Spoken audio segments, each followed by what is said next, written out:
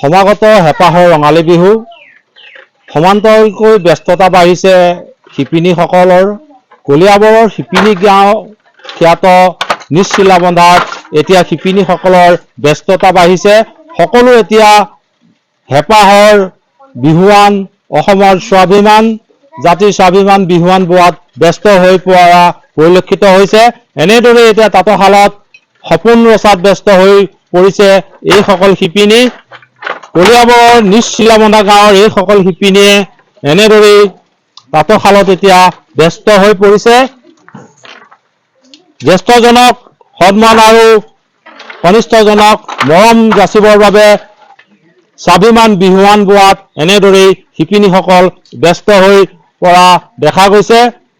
হেঁপাহৰ বিহুটিক আদৰিবলৈ এইসকল শিপিনী ব্যস্ত হৈ পৰিছে। মাকুৰ খিটখিটনি তাঁতৰশালৰ শব্দত এতিয়া মুখৰ হৈ উঠিছে কলিয়াবৰৰ শিপিনী গাঁও খ্যাত নিজ চিলাবন্ধা। আমাৰ লগত এগৰাকী শিপিনী আছে। বাইদেউ, আপোনালোকে তাঁতৰশালত ব্যস্ত হৈ পৰিছে সমাগত বহাগ বিহু। আপোনালোকৰ গাঁওখনত কিমানগৰাকী শিপিনী এনেদৰে গামোচা বোৱাত ব্যস্ত হৈ পৰিছে? হয়, আমাৰ গাঁৱত এতিয়া 100ৰো অধিক শিপিনী আছে।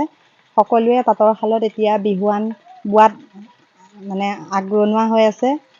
বিহুৱান কেলে বৈছে, বিহু বাপতি সাহোন বহাগত বিহুটো আহি আছে। জ্যেষ্ঠজনক সন্মান কৰা, আপোনজনক বিহুত সন্মান কৰা, তাৰ লগে লগে ধৰক নিজৰ ঘৰ সংসাৰ চলিবলৈকো মানে সকলোৰে ধৰক জীৱিকাৰ ক্ষেত্ৰতো আৰু দুখন এখন বিক্ৰী কৰি যাতে ঘৰৰ পৰিয়ালটো পোহপালনত কিবা সহায় হোৱাকৈ গামোচা বোৱাত ব্যস্ত হৈ পৰিছে। প্ৰতিগৰাকী শিপিনীয়ে কিমানখনকৈ গামোচা বোৱাৰ লক্ষ্য কৰিছে?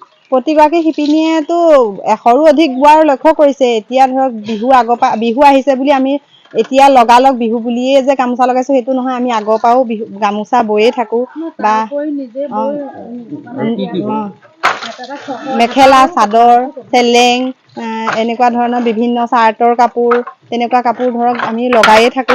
সকলো সময়তে বৈ থাকো, বিহু আহিছে বুলিয়ে নহয় আৰু সকলো সময়তে আমি ধৰক বয়ে থাকো। শাল আমাৰ বছৰটোত শাল থাকেই, বিহু আহিছে কাৰণে আমি ধৰক গামোচাখন বেছিকে ববলৈ আগ্ৰহী হৈছো আৰু। হয়, এনেদৰে দেখা গৈছে শিপিনীসকলে এতিয়া তাঁতৰশালত ব্যস্ত হৈছে। এগৰাকী এয়া যঁতৰত চেৰেকী ফুৰাইছে, যঁতৰত মহুৰাত সূতা পকাইছে। আমাৰ লগত এইগৰাকী জ্যেষ্ঠ মহিলা আছে। আপুনি এনেদৰে কামত ব্যস্ত হৈ পৰিছে, কি ক'ব? গামোচা বোৱাত ব্যস্ত হৈছে? হয়, গামোচা বোৱাত ব্যস্ত হৈছোঁ। সেয়া ধৰক জ্যেষ্ঠজনক সন্মান কৰিব লাগিব বিহু বুলি, আৰু ধৰক নিজৰ ল'ৰাকো দিব লাগিব, স্বামীজনক দিব লাগিব। তাৰ উপৰিও আকৌ ধৰক দুই এখন বেচোঁ আৰু বেচি পেলাই ধৰক বিহু বুলি পেলাই ধৰক ফূৰ্তিও লাগে, ধৰক দুটকা পালে ভালো লাগে। হয়, এনেদৰে দেখা গৈছে এইসকল শিপিনী এতিয়া ব্যস্ত হৈ পৰিছে, কাৰণ সমাগত হেঁপাহৰ ৰঙালী বিহু। আমাৰ লগত তাঁতৰশালত ব্যস্ত এগৰাকী শিপিনী আছে। বাইদেউ, আপুনি তাঁতৰশালত লাগি আছে, ফুল বাচি আছে, কি ক'ব? কি ক'ম মানে আৰু এতিয়া ফুল বাচি আছোঁ মানে বিহু আহি আছে ধৰক, এখন নিজে বৈ দিব পৰাটো এইটো এটা নিজৰ মানে গৌৰৱৰ কথা। নিজৰ মানুহজনক, শ্ৰেষ্ঠজনক, ঘৰৰ বা এখন বেচাটো গৌৰৱৰ কথা, নিজে হাতৰে জানো যেতিয়া। আৰু আমি বহু বছৰৰ পৰা এনেকৈয়ে বৈ আছোঁ, অকল গামোচা বুলিয়ে নহয়, মই চাৰ্টৰ পিচ বওঁ, আকৌ চাদৰ মেখেলা, চেলেং সকলোখিনি বওঁ। তেনেকৈ 2-এখন বিক্ৰীও কৰোঁ, ফূৰ্তি লাগে। আৰু ঘৰতো ধৰক সেয়াই ধৰক ব্যৱহাৰ কৰোঁ, কিনিবলগীয়া নহয়, সেইটো কাৰণে আৰু ভাল লাগিছে আৰু। হয়, এনেদৰেই দেখা গৈছে সমাগত বিহু বুলি এইসকল শিপিনীয়ে তাঁতৰশালত এতিয়া ব্যস্ত হৈছে বিহুৱান বোৱাত, কাৰণ সমাগত আমাৰ বাপতি সাহোন ৰঙালী বিহু।